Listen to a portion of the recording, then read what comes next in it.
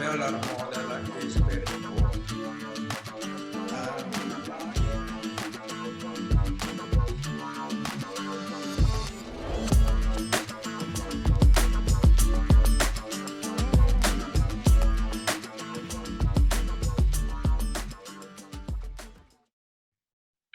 Why I use a refractory and why I use an alveolar model? Well, there are many reasons. An alternative is obviously platinum foil. Personally, I don't use platinum foil for 3 reasons. One is the fit, in my experience, on the margin is not precise as the refractory technique. Second reason is that the platinum foil is more and more expensive. And the third reason is that when we use platinum foil, unfortunately, we have to sacrifice the soft tissue. I learned that the soft tissue play a huge importance in aesthetic restoration. I need the soft tissue in order to control the emergence profile. I need to know where the papilla are. I need to know the position of the papillas, where I can push, where I can relax the soft tissue. And I don't want to go in a try-in with the bad surprise of open cervical embrasure and have to add ceramic after without the support of the refractory. So soft tissue and alveolar model is very important. Why I use a resin rather than plaster? Again, there are a few reasons. You can see details in a resin, surface details, then the dye stone is not able to emulate. In case like this one, when I work in a single central, I always use a different kind of color from the model to the point of reference. In this case, why the 2-1 is white, because I want a contrast between my point of reference and the rest of the model. And often my model is a removable tooth, so I can actually in my hands check all the surface of my model. Resin is obviously much stronger than plaster, and so it doesn't break. I use often to stain the ceramic, the premixed ceramics, because by contrast of color, I have a full control of the position of each ceramic.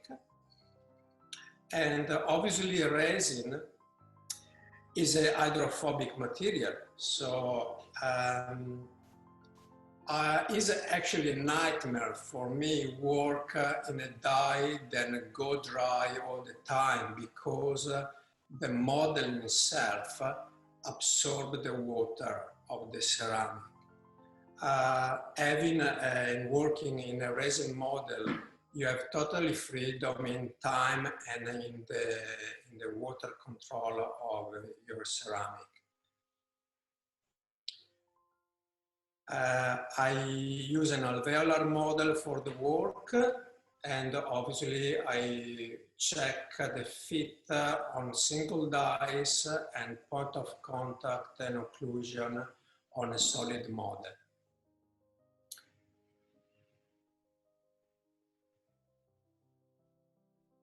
So bonding, now we go close to a topic that interests more dentists, obviously.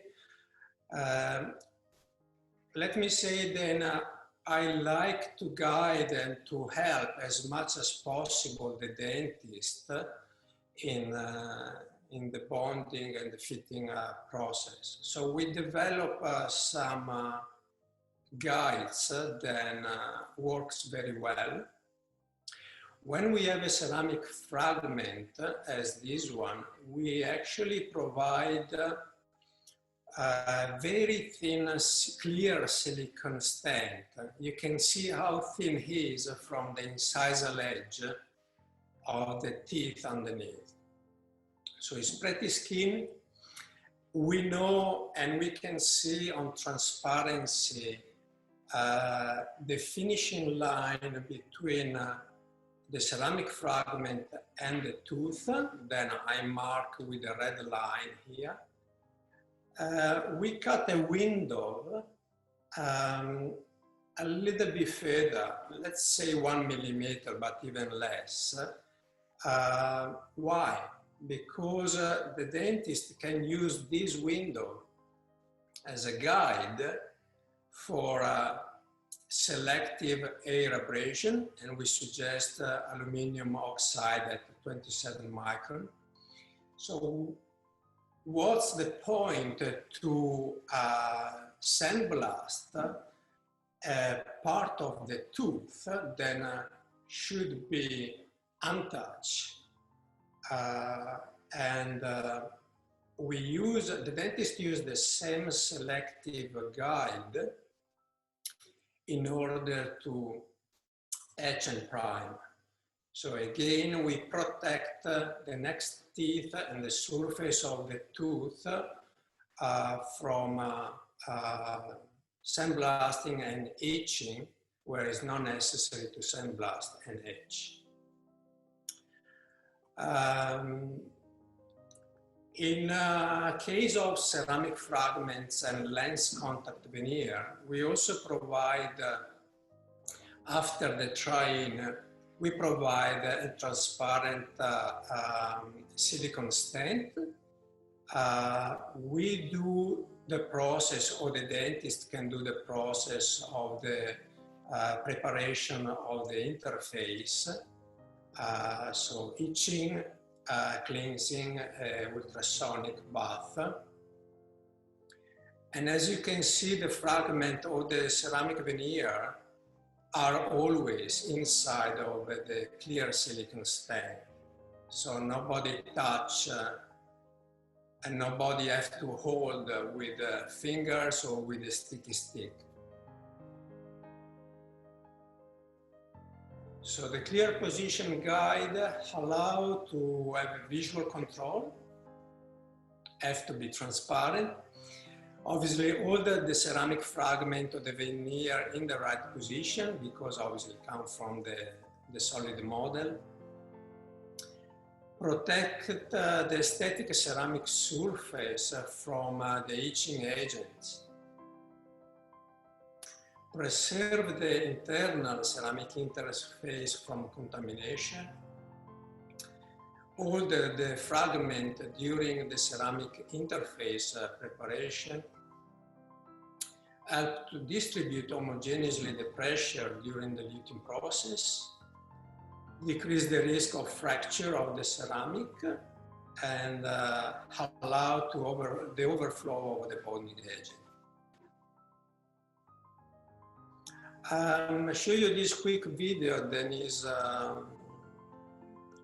is actually show a couple of mistakes that often unexperienced dentists do, and I want to show you because I can tell you what is possible to eventually improve. We have a ceramic fragment and we have a contact lens veneer inside of the silicone stent. And obviously the problem here is the quantity of the composite. And also the problem is that it's been applied directly from the syringe to the surface of the ceramic. Unfortunately, you have not control in the quantity. So we suggest to squeeze always the bonding agent on side and apply the right amount of the product with a small brush directly after in the internal surface of the ceramic. So this is our clear silicone guide with the ceramic fragment inside. So this is the bonding process. Fit the ceramic restoration with a clear silicone key and a light cure through for 5 seconds. Now remove the silicone key in order to remove the overflow of the bonding agent. Apply the glycerin gel for the final light curing for oxygen inhibition. And always choose a high translucent bonding agent with the lowest shrinkage.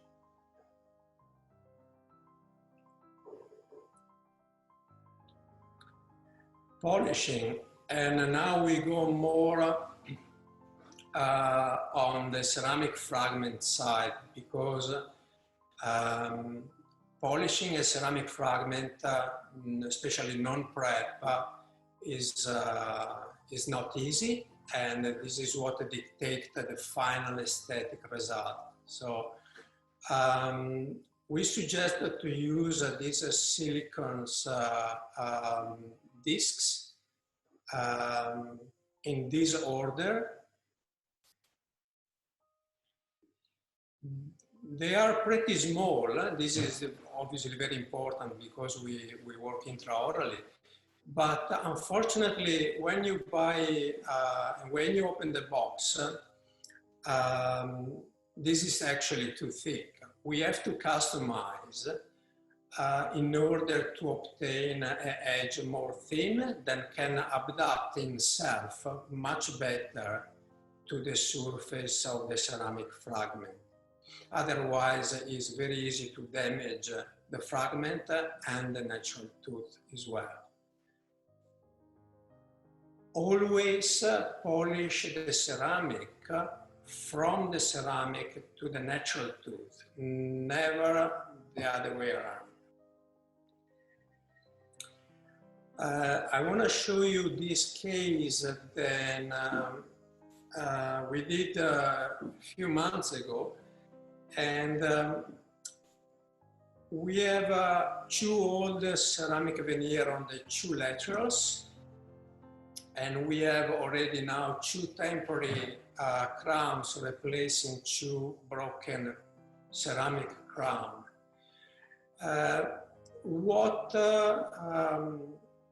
worried me in this case was not actually the aesthetic problem, but was mainly the functional problem.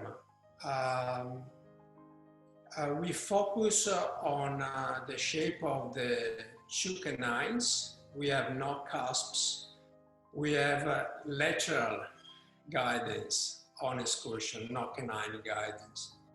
So again, the question was, should we do a composite build up on the cusp of the canine? Should we cut back the canine and provide a veneer? We decided to provide 2 non-prep ceramic fragment on the cusp of the canine together with the anteriors. So we re-established the gum profile a little bit better, and again, from a diagnostic workshop, we was able to mock up and to check canine guidance. And this is before, and this is after. So we have a canine guidance on ceramic, not on composite, and without sacrifice the structure of the natural canines. Limits. We have to recognize limits, obviously, if there are any. So, in my opinion, one of the biggest limits is find a master dentist and a master ceramist, because, well, everybody can do this kind of restoration, but to do successfully, you need a teamwork. Not only, you need a very skilled dentist and ceramist in order to try to not make mistakes. Okay? Then in ceramic fragment and contact lens veneer are very easy to spot. And often a mistake is broken a ceramic fragment, or a ceramic veneer. There is obviously the fragility of a 0.2 veneer, and this is why we need an experienced dentist in order to work with this kind of thickness. Another limit is mask discoloration, strong discoloration under 0.6, 0.8. So don't expect that then the technician will do miracle in order to block out darkness under those kind of spacers. As you saw with your eyes, there is a discrepancy from the 3D printed model. It's not more about, the digital impression are pretty accurate, I will say. The problem today is then transferring the data to a 3D printed model is the discrepancy. And obviously there is a potential stain of the joint line between the ceramic and tooth.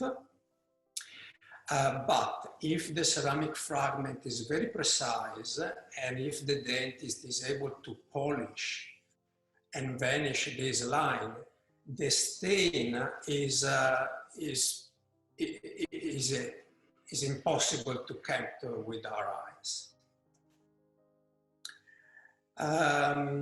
From a laboratory point of view, there is a risk of obtain a 0.0 veneer.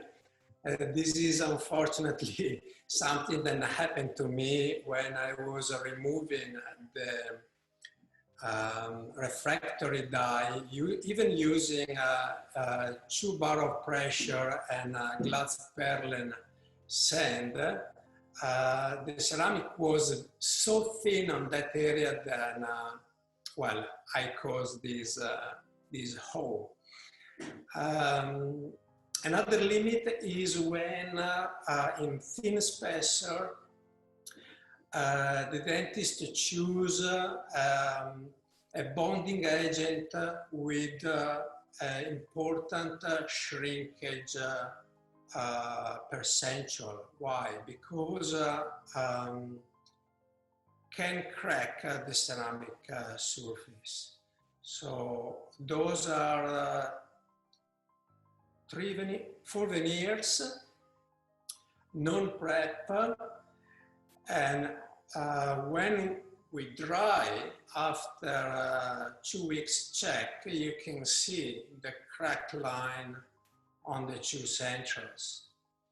The veneer are still on place because this fracture is visible only when the teeth are very dry, so not in normal condition, but is a failure, obviously. So this is the reason why we suggest to use a bonding agent with very low shrinkage. This is the last case that I want to present. This patient fractured the 2 centrals, carry for a long time a direct composite. You can see the discoloration, the poor aesthetic. So the question was, should we prep for a veneer or should we keep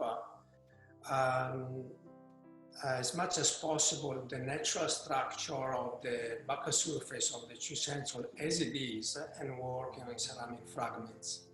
So again, wax up, we was able to guide the dentist in the decision and in the prep. So we ask a minimal prep, have a finishing line. You can see the beauty of the natural shade of teeth underneath, so we want to use that. Those are the 2 refractory die where we build up the 2 ceramic fragments. Those are the fragments on the model, and those are the 2 fragments on the mouth of the patient. The dentist was able to polish very well together natural teeth and ceramic fragments. So the structure of natural tooth is being very well preserved.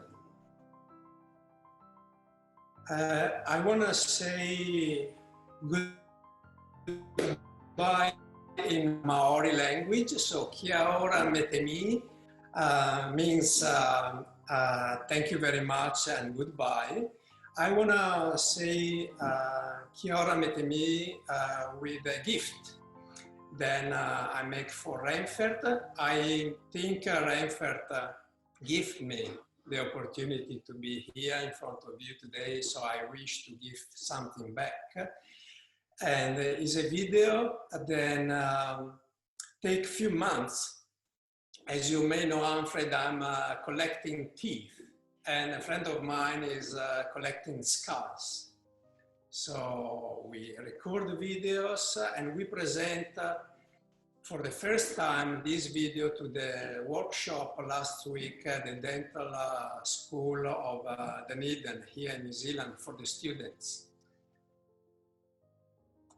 Teeth, a tool beautifully and brilliantly designed for specific purposes, as eating and self-defense. A tool which is common to different species, mammals, fish, reptiles, amphibians, invertebrates. Each dentition and each tooth designed for a specific purpose. Cut, tear, crush, grind. Each one specialized, and each one shaped in minimal detail. Incisors, canines, premolars, molars, each one structured internally and externally to be perfectly efficient. We are called to look, observe, and learn from nature, to be able to emulate nature.